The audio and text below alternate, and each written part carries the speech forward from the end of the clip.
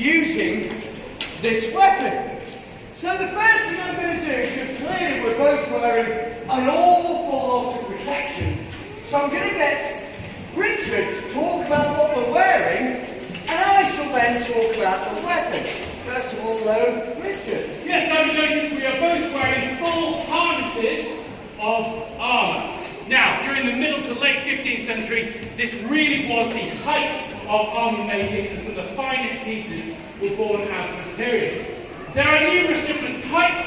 The two most distinct were the Italian and Germanic style. Now, both myself and Andrew are wearing the Italian style, which is very big, bulbous and round.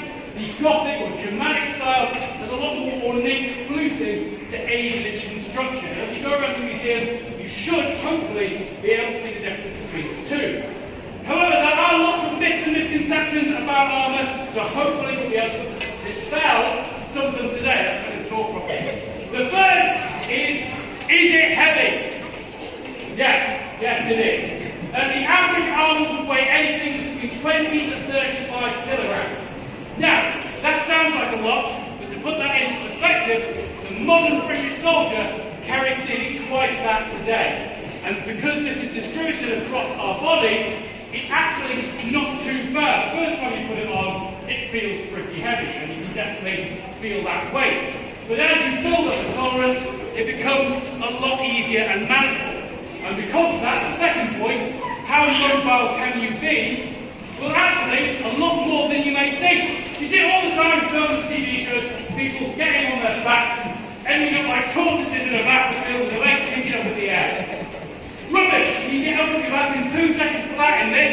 You can do somersaults, cartwheels, backflips, roly-polies. And to demonstrate this, I'm going to ask Andrew to do his world-famous triple somersault, double backflip, roly-poly. So there you go, Andrew, take it away. I last did that about 20 years ago. Okay, Andrew's not going to do that, but the idea is the same. You should have maximum mobility in this stuff, because otherwise, you're not a very effective fighter. And on that point, the third and final myth of this inception is armour like this does work. You see it all the time with people being cut in half and swords wearing this stuff. Why are you wearing it then? It's not working, is it? But in reality, it did. So in order to get through somebody's armour, you had to use a specialised tool. And I'm going to pass over to Andrew to talk about that. No, it's not himself, it's what he's holding there. Indeed, this, everybody, is a PollAxe. Not a PollAxe, even though there's a rather large pole involved, but Poll, P-O-L-L, meaning head. And for those of you old enough, that's why we had the poll tax all those years ago. Head tax. Head referring to this part of the weapon. So the PollAxe is the equivalent of a medieval tin opener. This is a Swiss Army knife for a man in armour, because of all the nasty spikes that are on it. So to begin with, this straight spike here at the end, known as the gab. Now the curved spike at the edge, that's known as the test, or or the falcon's beak. The middle part of the weapon, which is banded with quinets, these metal bands here to offer some strength. The middle part, called the demi-hash, is where you would do the majority of your defensive work. And the other end at the bottom here, that's known as the cube. However, I wouldn't try and play snooker with it. Now, of course, the one remaining part is this rather aggressive-looking coronal-shaped hammer with a faceted head rather than a modern smooth one. Why? Because of the quality of this armour and how highly polished it was, it's going to glance off it. So, by having a crown-shaped head, it bites into the metal, gets some purchase on it. So, then all I need to do is take the weight of this, wrap it around his head, and with or without the helmet on, I would suggest it would cause him a certain amount of disorientation. And that's when you would follow up with the other end, sharply. So you get the idea. Now, to put this fight together, we've had a look at a manuscript entitled Jeu de la Hache. Simply translates as roughly axe play. And in it looks at a number of techniques.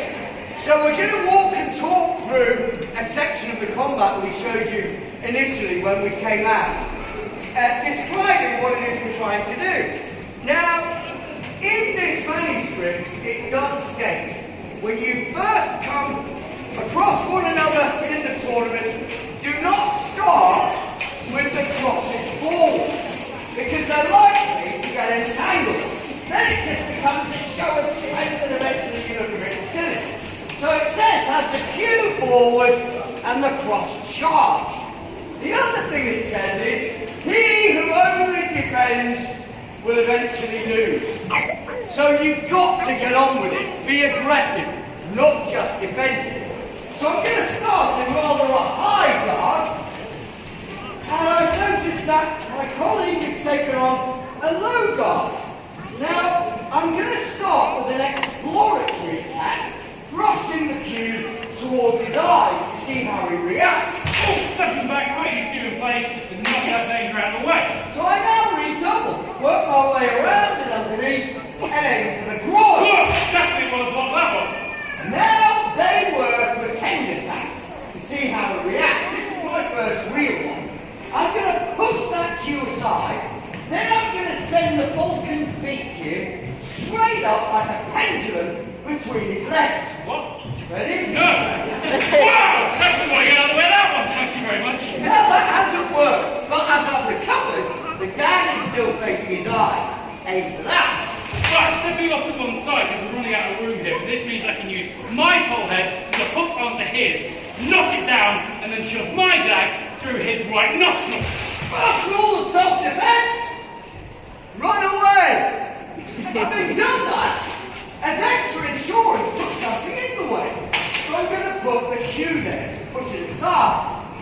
Now, from here, I'm going to push down with his PollAxe and send that falcon's beak once again down around the outside of the pauldron there, through the mail, into the muscle in his shoulder, turn, twist, grab All right, thank you very much. I think they get the picture. Very graphic of you, Andrew. That's what you can attempt to do, but had you been doing your homework and read the manual, you'll know that all I need to do is use my hand, pull on your tubit there, and you can't do that. Very good, yes. Yes. However, the manuscript states if somebody's pulling all the energy towards them, harness it, use it to your advantage, right to the face. Alright, well if you're going to play it that way, I will use your momentum against you. Why not? Look, get behind you, push you to the side, you have to use the surrender. You're right. Good, thank you very much. So you get the idea. What we shall do now is show you the fight once again, this time at full speed. As there are so many lovely people here today, and as it's a Sunday as well, let's add a couple of sections. Let's do, including the first two, let's do a total of 4 sections. Okay, I can do that. I think. Always.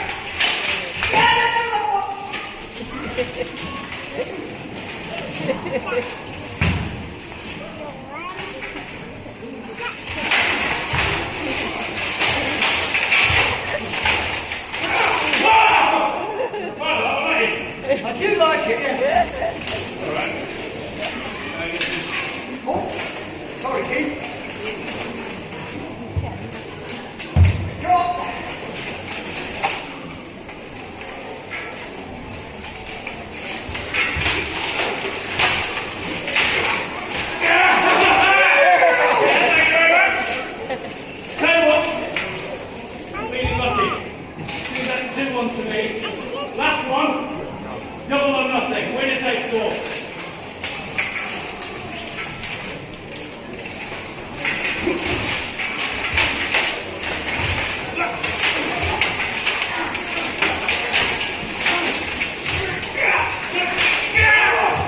Deal! Ah, all right. You win.